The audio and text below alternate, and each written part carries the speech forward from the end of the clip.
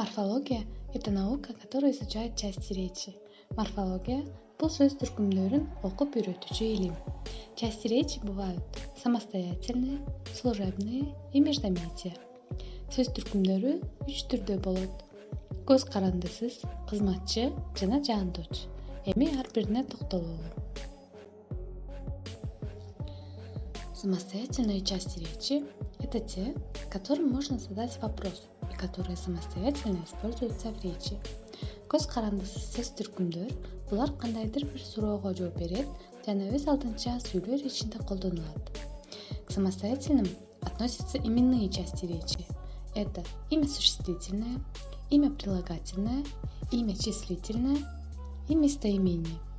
К глагольным частям речи относятся глагол и его глагольные формы, причастие и деепричастие, а также к частям речи относятся наречия. Көз карандысыз сөз түркүмдөргө төмөнкүлөр кирет: зататоч, сынаточ, санаточ, ататоч, этиш жана алардын формалары негизги жана жардамчы. И сегодня мы будем проходить имя существительное. Имя существительное – это самостоятельная часть речи, которая обозначает предмет и в начальной форме отвечает на вопросы «кто», «что». Бүгүн биз зататочко гана токтолобуз. Зататоч бул көз карандысыз сөз түркүмү. Заттын атын билгизет жана ким эмне деген суроого жооп берет.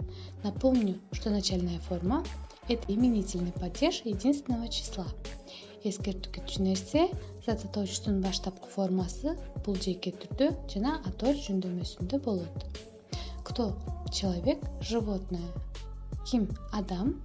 Айта кетчү нерсе, орус тилинде жаныбарлар ким деген суроого жооп берет, ал эми кыргыз тилинде эмне деген суроого. Что – дом, дерево, эмне – үй, бак.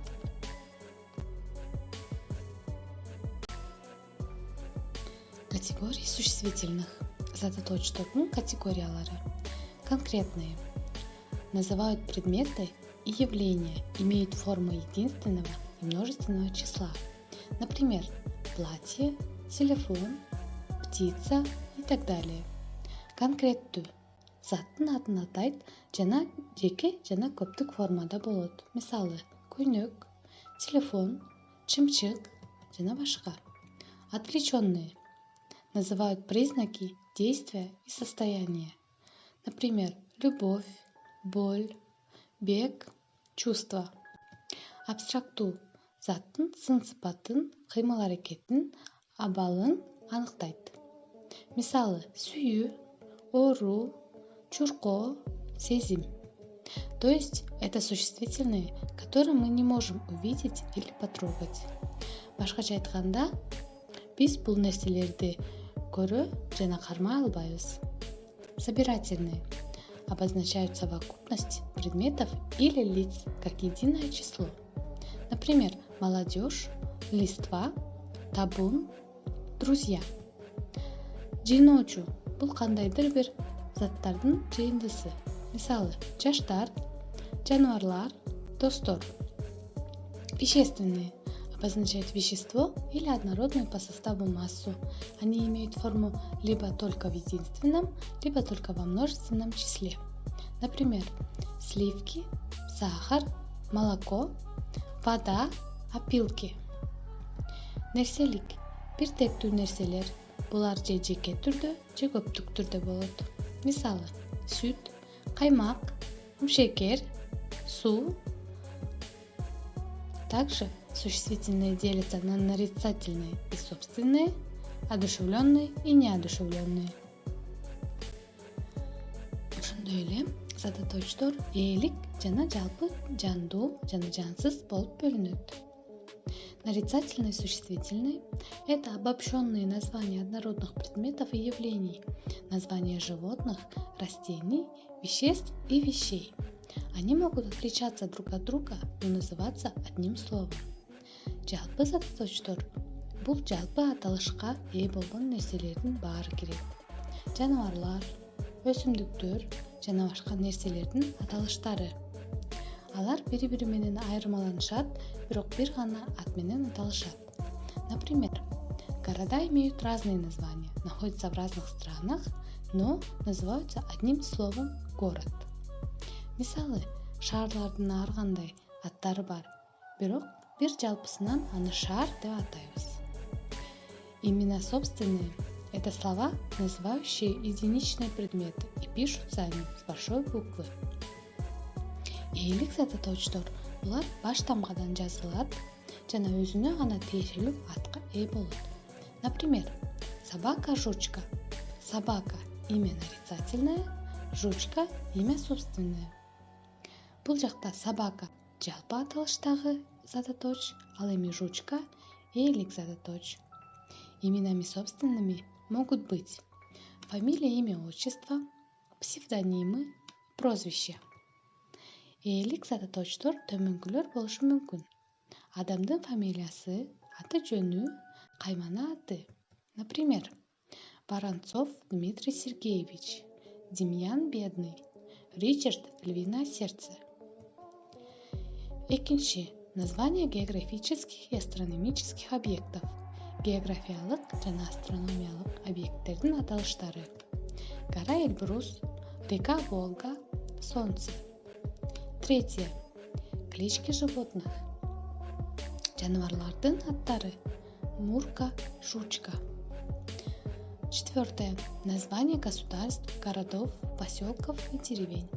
Мамлекеттердин, шаарлардын, айылдардын, кыштактардын аталыштары. Кыргызская республика, Бельгия, Саратов. Бешинчи. Название исторических событий.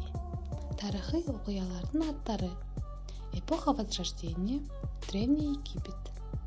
Кайра жаралуу мезгили, Байыркы Египет. Шестое. Название заводов, компаний, торговых центров и магазинов. Заводдордун, компаниялардын, соода борборлордун, дүкөндөрдүн аттары. Седьмое. Название книг и газет. Китептердин жана гезиттердин аттары.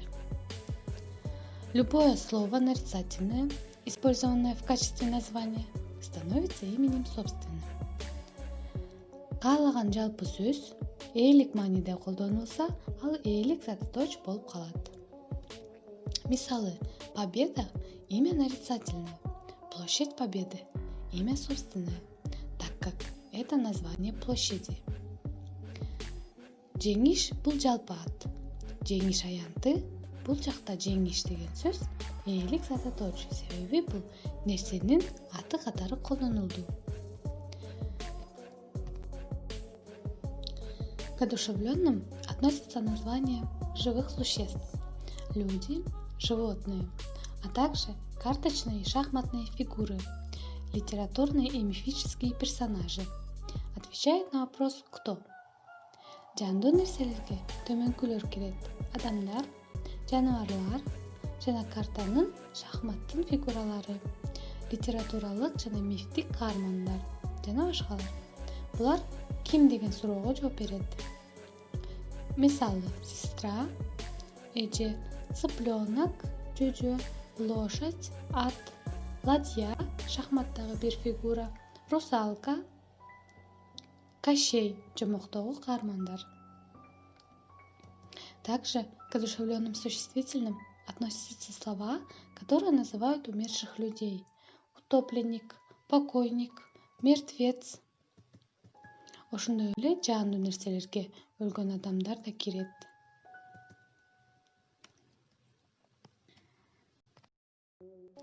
Исключение – неодушевленное существительное труп.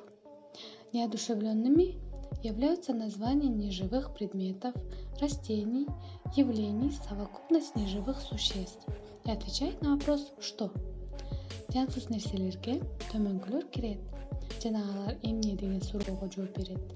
Өсүмдүктөр жана бардык жансыз нерселер: лодка, море, ромашка, Марс, Юпитер, молодежь, грусть. Самые распространенные части речи в русском языке – это имя существительное, глагол и местоимение. Эң көп кездешүүчү сөз түркүмдөр булар зататочтор, этиштер жана ататочтор. Большая часть слов в языке – это имена существительные. Тилде эң эле көп кездешкен бул затытоочтор. Есть слова, которые имеют единственное и множественное число, но есть и слова, которые имеют либо только единственное число, либо только множественное число. Сөздөрдүн көптүк жана жеке түрү бар, бирок кээ бир сөздөрдүн же көптүк, же жекелик гана түрү бар. Мы легко можем изменить слова из единственного во множественное число. Биз сөздөрдү жекелик түрдөн көптүк түргө жеңил эле өзгөртө алабыз. Например, девочка – девочки, окно – окна, стол – столы. Но есть такие слова, которые во множественном числе изменяются полностью или частично. Андан сырткары көптүк түрдө толугу менен өзгөрүп кетчү сөздөр бар. Ребенок – дети, человек – люди, хозяин – хозяева, волчонок – волчата. А также слова, в которых часто допускают ошибки. Бухгалтер – бухгалтеры, директор – директора. Эти слова нужно запомнить. Бул сөздөрдү эске сактап калуу керек. Есть слова, которые употребляются только в единственном числе. Кээ бир сөздөр бир гана жекелик түрдө колдонулат. Обозначают вещества: масло, молоко, сахар, вода. Эгер жеке мени менен орус тилин үйрөнөм десеңиздер, анда WhatsApp номериме кайрылсаңыздар болот. WhatsApp номерим 0778 27 49 66. Бүгүнкү сабагыбыз соңуна келди. Сөзсүз унутпай лайк басып, подписка кылып, комментарий жазып кетиңиздер.